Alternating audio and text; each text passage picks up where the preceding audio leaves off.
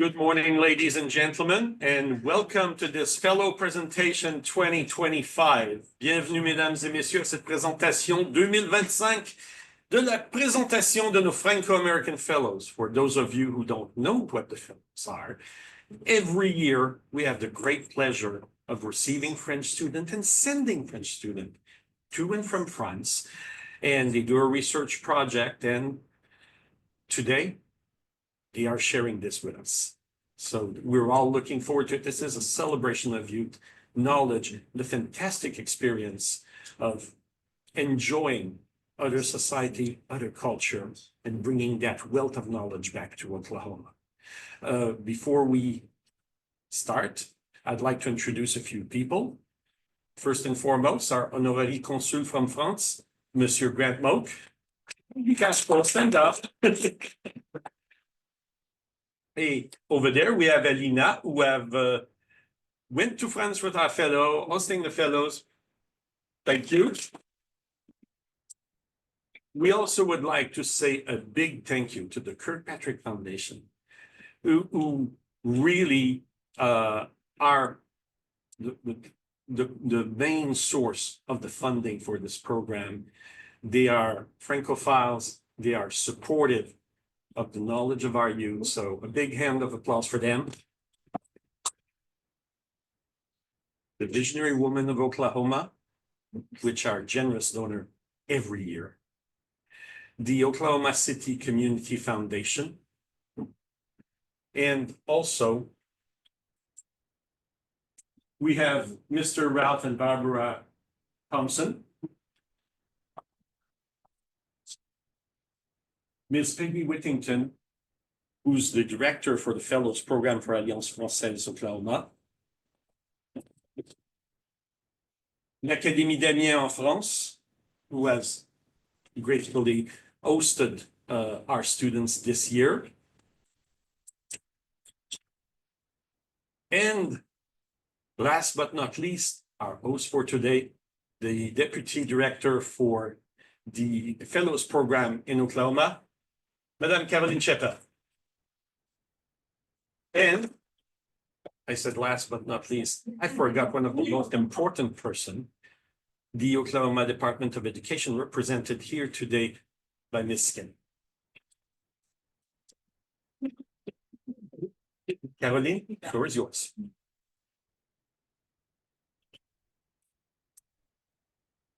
Bonjour. Bonjour. Unfortunately, illness and allergy season has taken a little bit of a toll on our attendance today, but luckily the presentations will be recorded.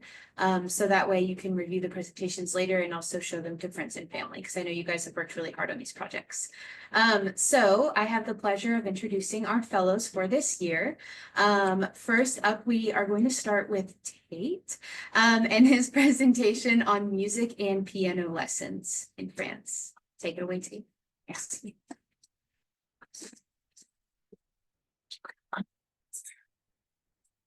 Yes.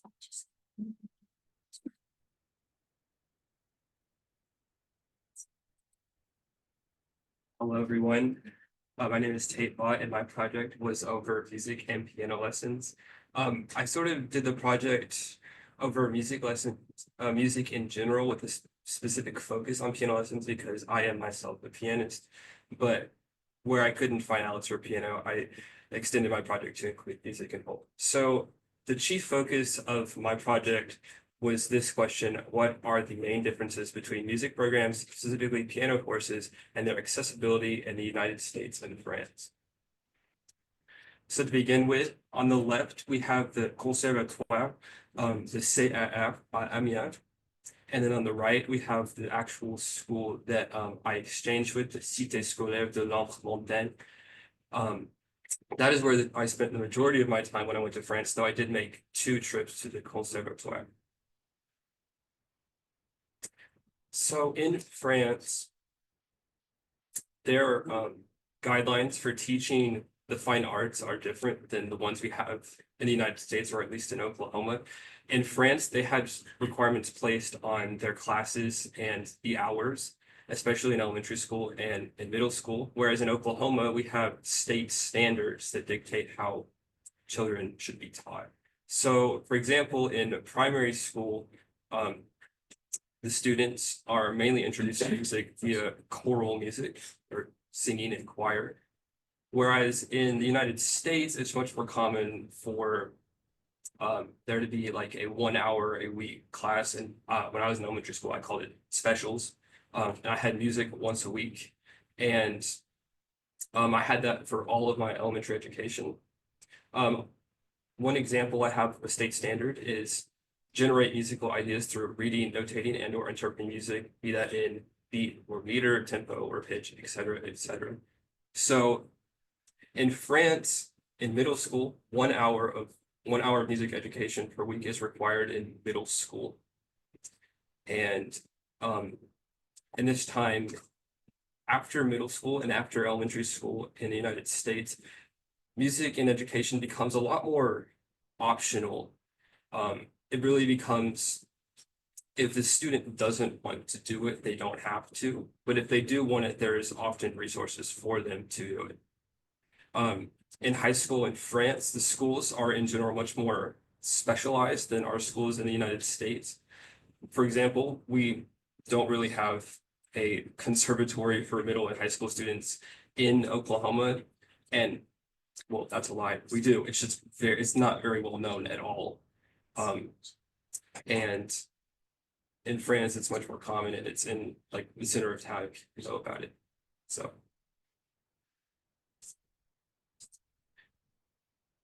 I think Could you speak just a tad louder so they can hear you? yes. So like I was saying before, high schools in France tend to be much more specialized. For example, the school that we exchanged with Cité Scolaire de l'Amp Montagne was actually a paired school. One side of the school existed for athletic education and sports education, and the other half of the school was just general education. And actually, my student was enrolled in the athletic side of the building. But that's sort of an example of how their schools are built and operate different than our American high schools. Specialized schools exist for music at the middle and high school levels.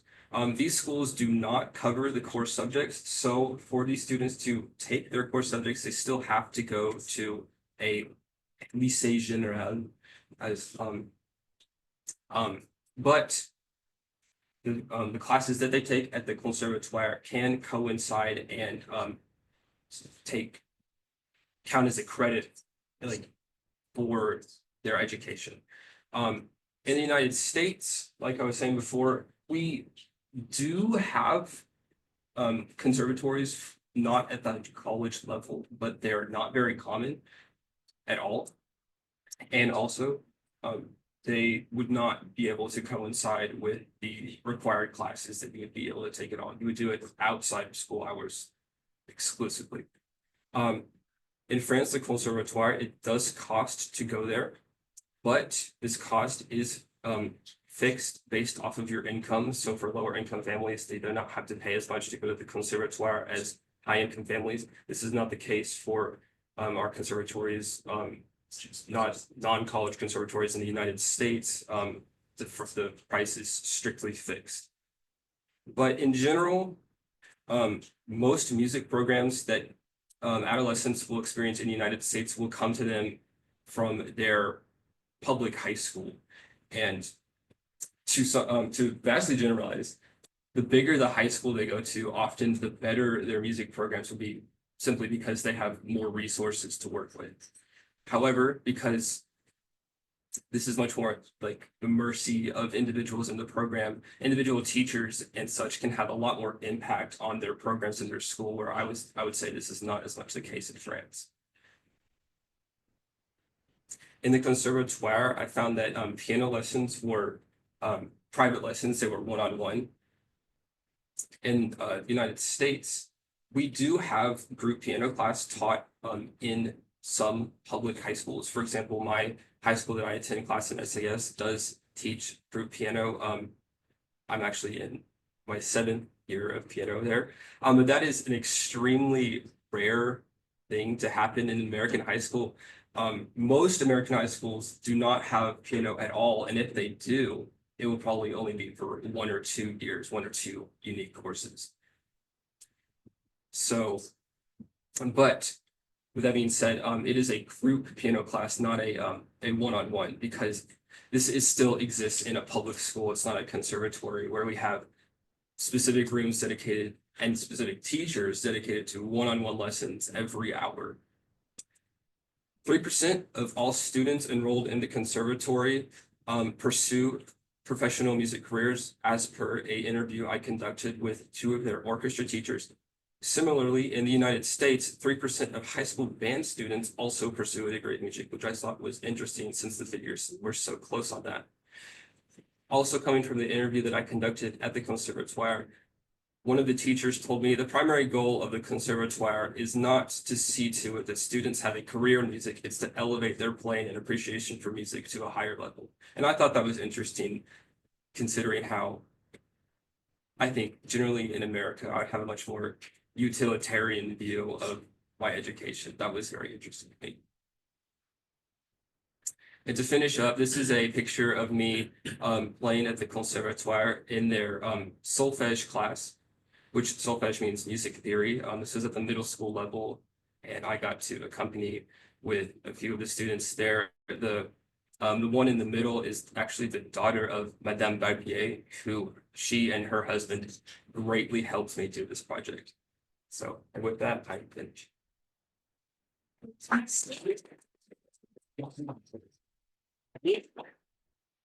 All right. I'm gonna check this audio level if you guys don't mind. I think this is better, right? Okay, great. Next up, we'll hear from Anika. See, get your slides queued up.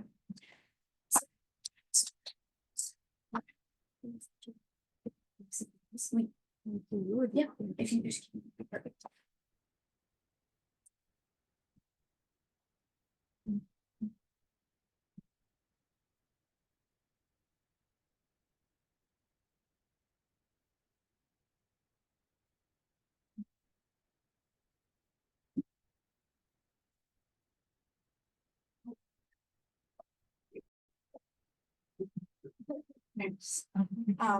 This is just, I will slide, this is, work to go with this, so you can actually, this one, you can go to the next one, it's just, okay.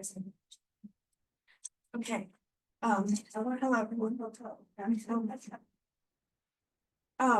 So for my project, I wanted to find out, if the French really do hate foreigners, because, you know, in America, that's a very common stereotype, like, you're gonna go to France, you're gonna speak English, everybody's gonna hate you, they'll spit in your face, the whole 9 yards. And I really got interested in this topic when I had a friend of mine who does not speak any French at all, but she does speak Spanish at home. She went to France and then would call me and she was like, I swear they are nicer to me when they hear me speak Spanish first. So that really piqued my curiosity. And then in my head, I was like, oh, that makes sense. So I came up with this little like hierarchy that I really wanted to test out. Like the moon. There we go. Okay, so here's my fake hierarchy that I made up. At the bottom tier, we have like if you go to France and you're like American and you only speak English, and I was like, that's where you get the like they spit in your face, they hate you. And then I had a little bit higher up than those people are the people that would speak a second language, such as my friend that spoke Spanish, because that tells the French that like, oh, you at least like know how to speak another language and you're not just like uncultured or something. And then they're speaking bad French because you're making an effort because you're in France, you're trying to speak their language. And then the text is really small, so you probably can't read it, but it's just like speaking like decent or like good French because it's like you're in France, speak French kind of a thing. So that was my hypothesis, and I really wanted to have a chance to test that out. So with my idea in place, I wanted to figure out an actual way to test it. So I found 2 ways, which was talking to people. So that would be like not street interviews because I don't have the confidence to go up to a random French person and be like, hey, do you hate me? But I did go to like different bakeries or something. So whenever I'd go to order like a pain au chocolat, I'd like one time I'd go order in English and then the next I'd like order it with really American French, and it did kind of pain me, but I just was like, channel your inner Spanish kid. And then I would go and just like order like how I would normally order in French. And then I also did a survey. I did the same survey. One had questions in French, one had questions in English. And then I had different high school students take that survey. So, like I said before, I was not cold calling people on the street to ask them if they hated me for being American. So instead, I would subject the poor bakery workers to be my test subjects instead. In summary, nobody actually cares, is what I found. In MEN, they don't really get a whole lot of tourism as far as I've heard. So they don't speak a lot of English, and they kind of panicked if I would go in there and speak to them in English, and they kind of just like gave me a blank stare, and it would a lot of the times turn to like the person I was talking to would turn to like the other employees and like start going like rapid fire French with something along the lines of, there's an American kid in here, what do I do? They're not speaking French. They do try their best, but at the end of the day, they didn't really speak English. In Paris, I didn't find that they were actually super mean to me. I think that the people in Paris, similar to how if you go to New York after being from, Oklahoma, they're a lot less friendly. And I think it's just a similar thing that it's a big town and they're not super friendly because that's just their culture. That being said, did they probably silently roll their eyes whenever I went in there and spoke English and think, oh, another American? Probably, but they didn't spit in my face, so it's okay. And then honestly, I don't think anybody really cared how bad I made my French. In Amiens, they were honestly impressed that I knew how to say more than like bonjour, so that didn't really impact anything. And then I also did my survey because I wanted something concrete to actually have results rather than just like my opinion on how I was treated. So I had a little highlight reel here. I had 84 people that I gave this survey to, and out of those 84 people, 82 of them responded. And I gave this out through QR codes because I didn't really know like what I was like how I was going to be distributing this to people until I got there. So it's like QR code sounds like the easiest way. And then something that was a little interesting to me is that there's a really big debate around consent in France right now. And so that is like last year when I went with Cassidy, there was like a group of girls that took a picture and there was like some French like people in the background and they started yelling at those girls because they didn't want to be in that picture because they didn't ask to like have those people in the background. So that's kind of the gist of like the consent thing. But then I had to actually ask the students before I could ever even hand out my QR codes if they consented to taking this survey. And I just thought that was interesting because in America, they would just be like, there's a French person here and they have a survey, so you're taking it. And that would be it. So to get into the specifics, if you click the star under age range, in the French survey, I had 20 people respond to that. And I broke it down by age. There were 5 people in the 16 or less category, 14 in the 17 to 20 category, and then 1 in the 21 to 24. But he was actually not French. He was a British guy that was in college that was student teaching in different English classes. So he's not exactly target audience right there, but he did take the survey.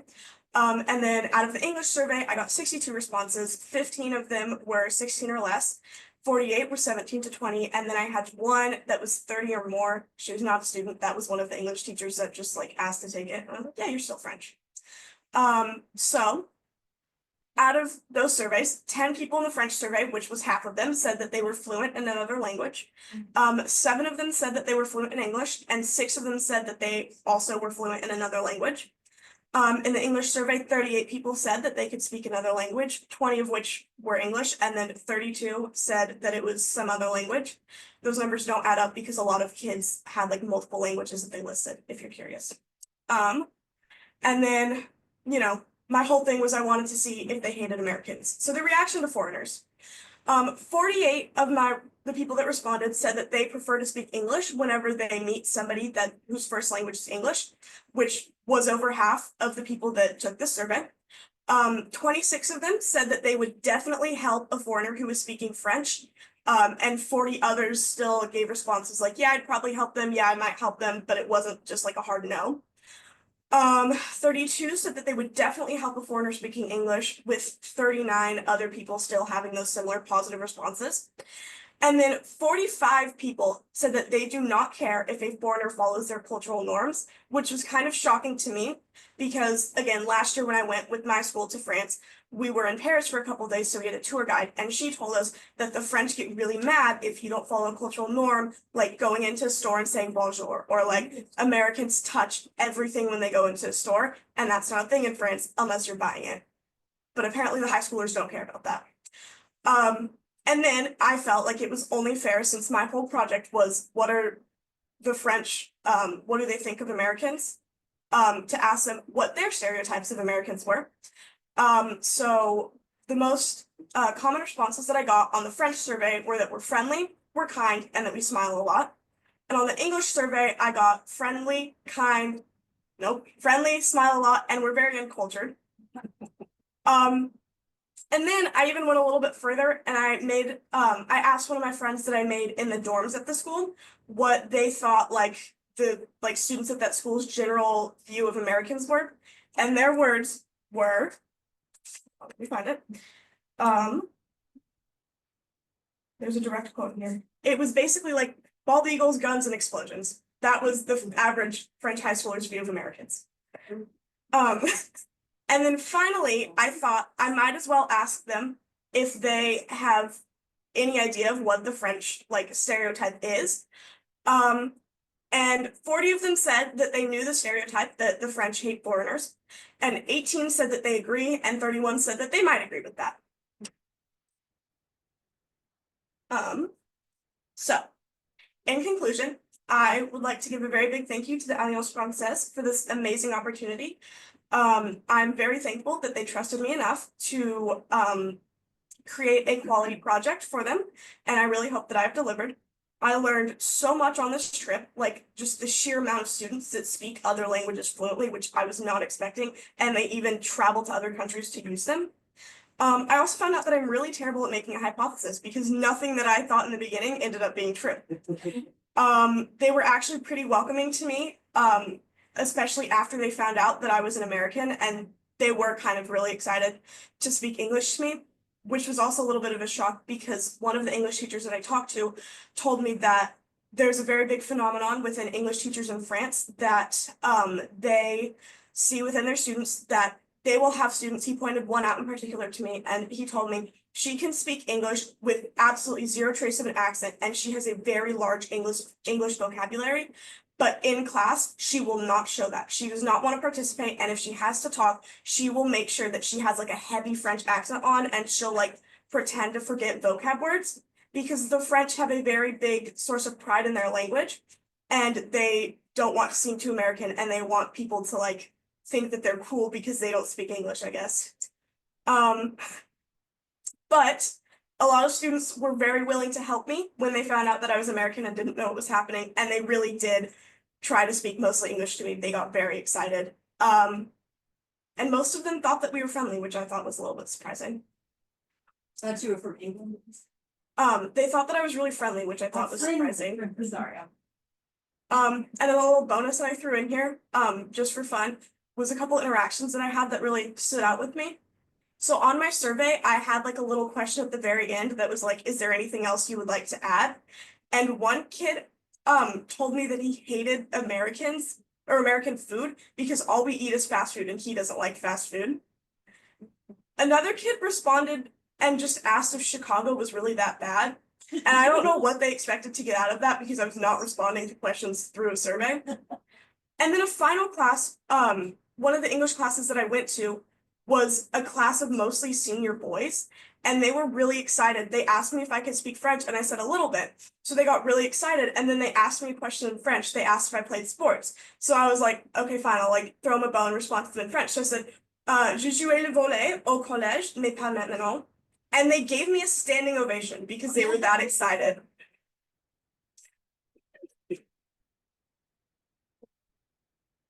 That's all I had.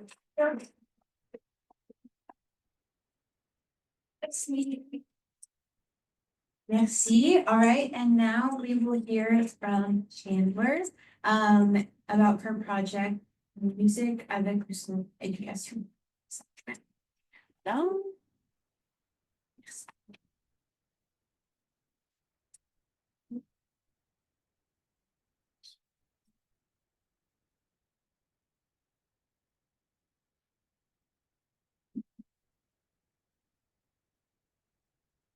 So my project is about music with or without education. Music plays a big role in my life, and I wanted to see if music was also equally important for the lives of students in Armenia. I have a few pictures here. The like giant one, the ones at the bottom are the CER, and that was the conservatoire where students were able to go and participate in music.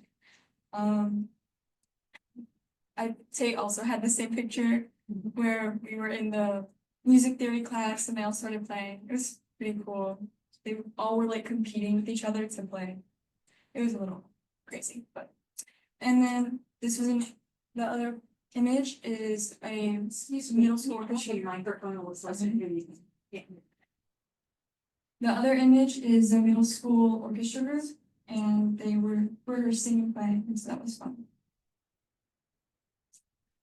When I went to Amiens, the school had no music education courses, but they are required to learn music in their middle schools, which I thought was really interesting how that importance is really put on their younger years rather than just continuing that in high school.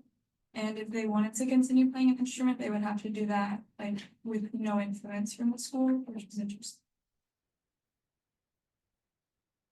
The accessibility seemed pretty limited in unknown because you have to take part in an organization outside of school, which makes it very difficult for students who are unable to go anywhere like after school because they have to take care of siblings, they have to work.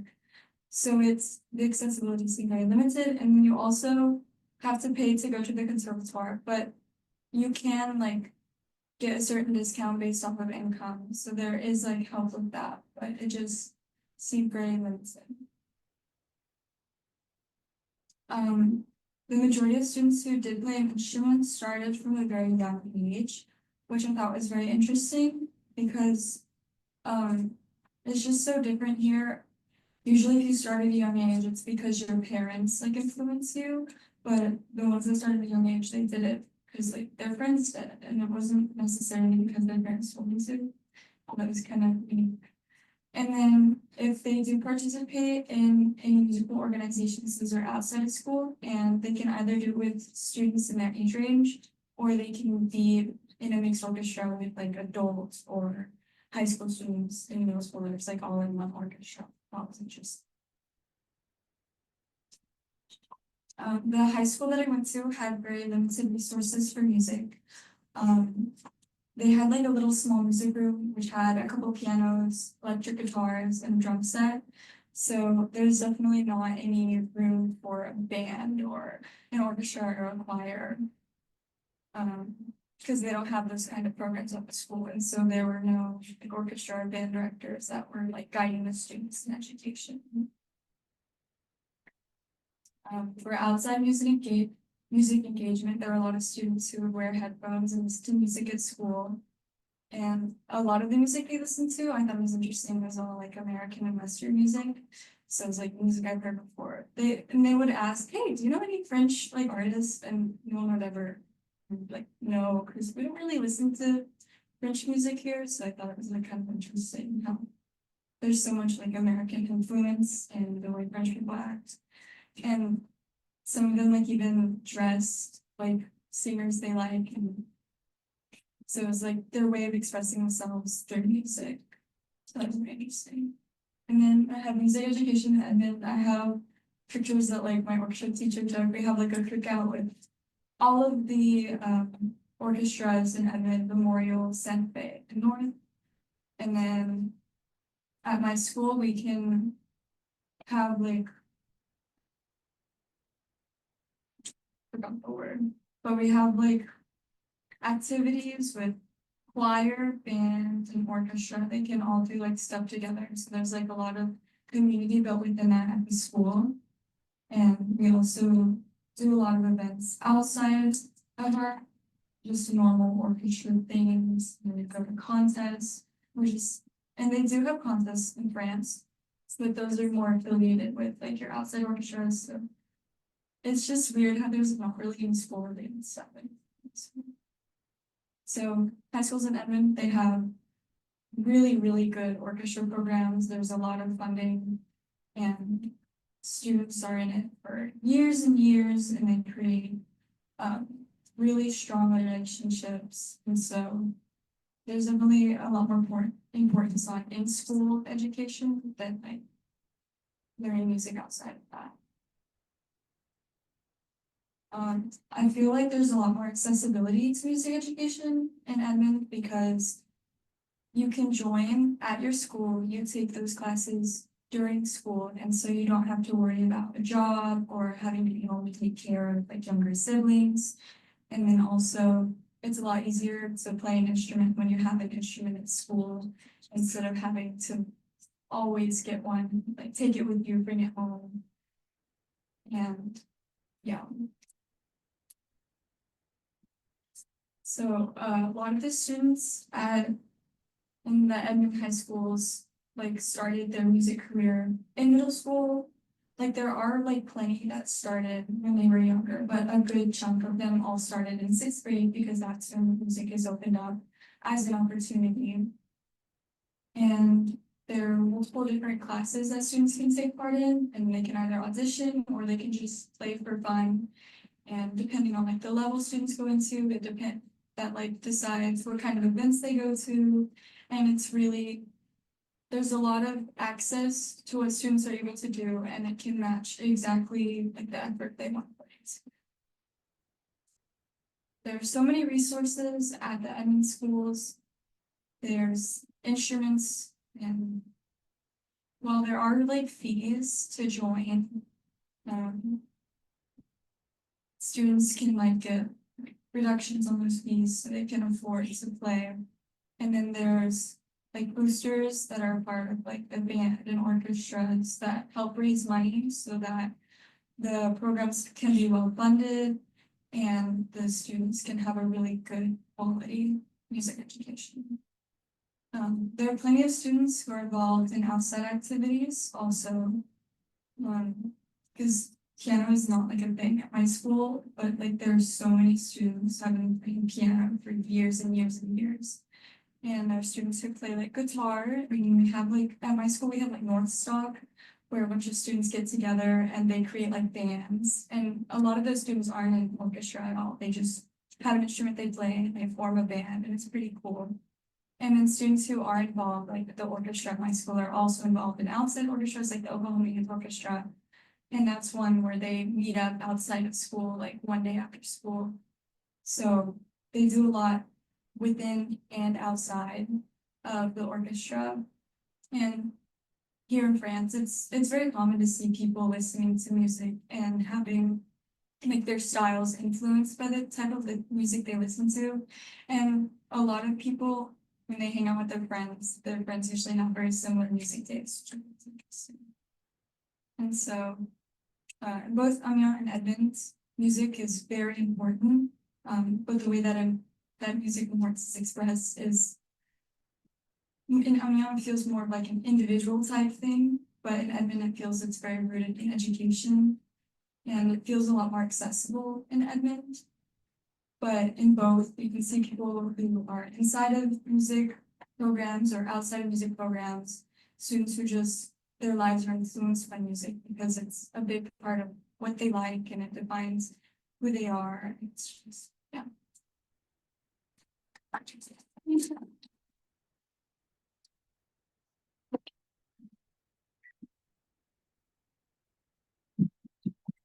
All right.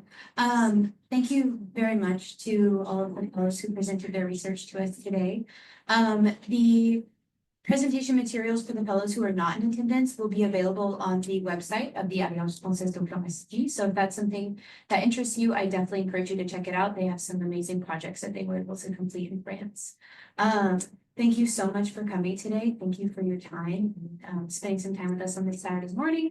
Grand merci à Dr. Skinner, des Alliances Françaises d'Oklahoma City, et bien sûr vous et les fellows et aussi les familles des fellows. Merci beaucoup.